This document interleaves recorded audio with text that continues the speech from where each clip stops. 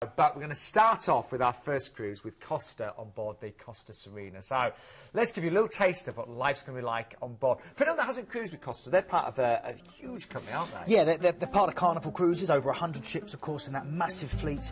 But they are really what they call cruising Italian style. Vibrant entertainment with, you know, kind of loads of singing and dancing, great speciality acts and the kind of Cirque du Soleil feel. Loads of entertainment and activities on board, including their famous F1 simulators. You're seeing a glimpse of it now. You've also got great spas with Costa, the Samsara Spa, which is really good fun. Great chance for you to relax and pamper yourself with pedicures, manicures, hundreds of different types of massages, even teeth whitening galore. This ship launched in 2007, 114,000 tonnes. It's just a mid-sized ship, but 3,000 guests, so lots of space for you to go and enjoy. You're getting an idea here of some of the images with the restaurants. You saw the atrium there with the glass elevators. They've got 13 bars on board. My favourite's the cognac and cigar bar. There's also a coffee and chocolate bar.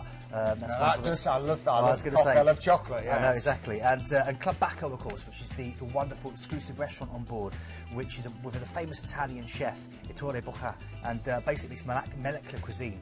Really fantastic. And even if you like healthy food, they've got their Samsara restaurant with a much more kind of healthy menu. I might have a healthy day or two then, Keith. You could, yes. And of course, this is the ship of the gods, Sean. One of the things I love is the Cupido lounge, and it's basically got sofas like big lips. Yeah, these huge big lip sofas. It's really bizarre. The whole ship is based on Greek mythology and the gods. Wow. So the ship is going to be stunning, but this is very exciting. We're going to fly you, first of all, over to Barcelona, and this is where your cruise begins. You do get all your transfers included to the port and everything like that, don't you, Keith? That's right, yep. And this is the fantastic thing now is you get a chance to go out for 7 nights cruising. Your first chance is Marseille, France's second largest city after Paris. It's a magical harbour, Sean. Great shopping around the harbour area, amazing fish stew, which is called Bouillabaisse. You're seeing Chateau Delphes there, which is the fictional imprisonment of the Count of Monte Cristo, if you remember that wonderful story. And you're seeing in the back there, right at the back on the hill, that's the Notre Dame Basilica. And the best thing to do is get the Petit train, head up there, and you get amazing views out of the whole harbour. You get an idea of some of the boats. It's got a mixture of fishing boats as well as bigger boats that sit around there. But the best thing to do is just to go and enjoy the kind of the mixture of galleries, museums and churches, or head out into Provence. Provence is incredible. And then we're nipping over to Savona, aren't we? Yeah, locked into a sunny bay between the sea and the Ligurian Alps, overlooked by an imposing fortress, your gateway for Nice, Monaco, Portofino, Genoa and many more. Then we're heading out to La Spezia, and this is great. This is a crossroads in Liguria between the green hills and also Tuscany, and it's one of the most beautiful gulfs in the world, I'll be honest. It really is. And if you don't know Italy, you may not have come across this before, but it's stunning. This is your gateway through to the craggy Cinque Terre region. This kind of sweep of shoreline known in the Italian Riviera. It's all about the Dolce Vita, and you've got these 5 cliffside towns which form the Cinque Terre National Park, and it's the UNESCO protected area. And they literally just fall into the ocean. It's incredibly pretty. It's great for walking, and it's a real walk back into 13th, 16th century Italy.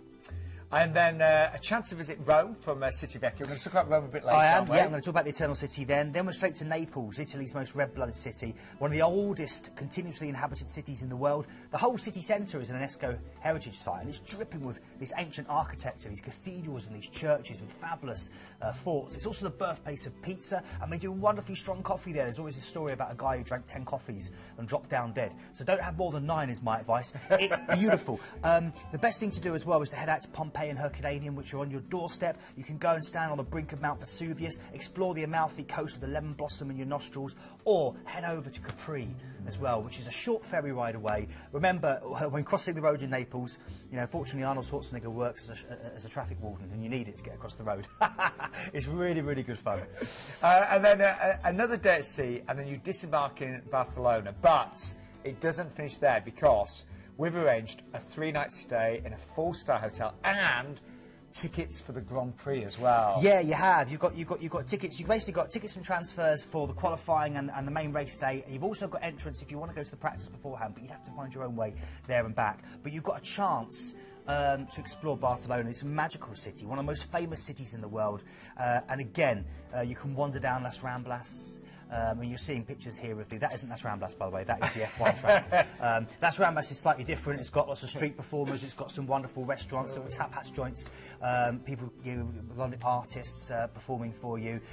This is La Boquera Market, over 900 years old. The best place to go and bite into a big spicy chorizo sausage. Oh, I love my chorizo. The food around Barcelona is incredible. You've got all the architecture of Gaudi, including his unfinished cathedral that you're seeing here.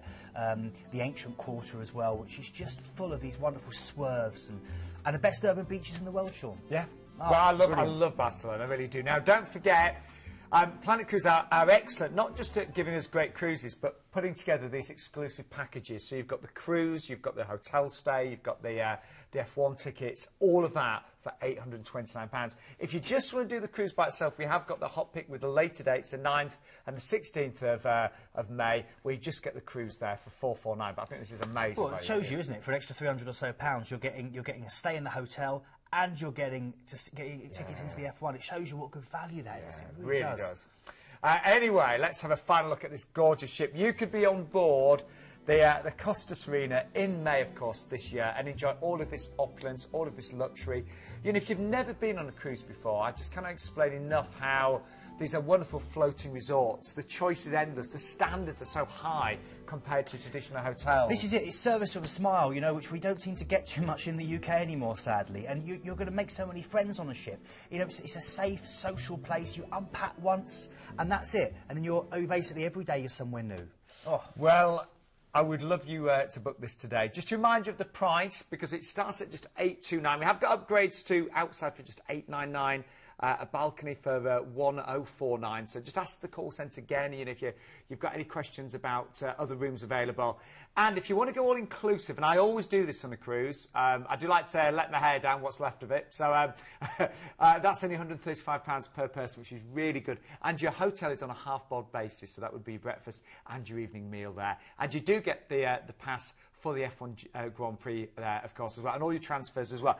If you want to book any excursions on your cruise, and this is for all of the cruises we're featuring, you can do this directly with Planet Cruise. And the benefits, Keith, well, first of all, we save a lot of money, don't we? Up to 60% cheaper than what you pay on board and directly with the cruise lines.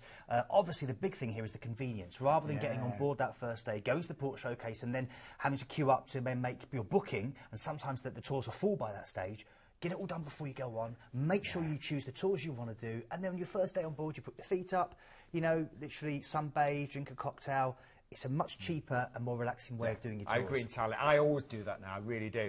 Now, don't forget, if you'd like to book, if you've got any questions, it is a free phone number, 0800 781 5458. And the phone line's open until 9 o'clock tonight. They are, and indeed. First thing tomorrow morning at 9 as well.